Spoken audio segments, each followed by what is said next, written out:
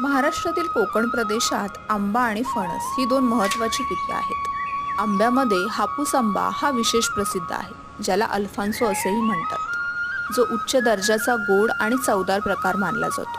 त्या व्यतिरिक्त रत्ना, सिंधू, कोकण रुची, सुवर्णा आणि कोकण राजा असेही आंब्यांचे प्रकार आहेत. तसेच फणसाचेही दोन प्रकार आहेत, बरका आणि दुसरा कापा.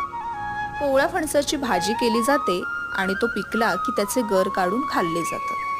वरून काटेरी दिसणारे हे फळ आतून इतके गोड आणि मधुर कसे असू शकते? ही निसर्गाची जादूच नाही का? तर या फळांचा हंगाम हा साधारण एप्रिल ते मे पर्यंत असतो. त्या दिवशी आम्ही गावी गेलो तेव्हा एक कोवळा छोटा फणस आम्ही खास भाजीसाठी घेऊन आलो. तुमच्यापैकी कुणाकुणाला आवडते फणसाची भाजी आणि तुमच्याकडे कशी केली जाते हे कमेंटमध्ये नक्की सांगा. आम्ही पण फणसाची भाजी कशी करतो हा नेक्स्ट व्हिडिओ मी नक्की शेअर करेन. तोपर्यंत बाय.